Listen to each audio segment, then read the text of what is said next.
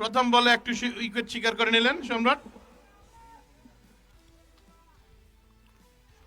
বলতে না বলতেই অসাধারণ ব্যাটিং নৈপুণ্য দেখিয়ে দিলেন। একটি 6 মেরে বিশাল একটি 6 মারলেন batsman Ratul. Deep square leg অঞ্চল থেকে বিশাল একটি 6 মার দেখলাম ব্যাটসম্যান রাতুলের ব্যাট থেকে। আবারও লং অফ অঞ্চলের উপর দিয়ে সীমানার বাইরে 6টি রান। এই 6টি রান এসেছে ব্যাটসম্যান রাতুলের ব্যাট থেকে। রাতুলের কথা কিন্তু আজকে না বললেই নয়।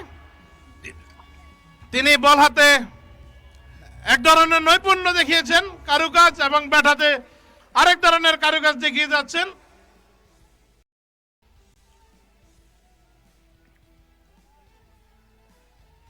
আবারও উঠিয়ে মেরেছেন।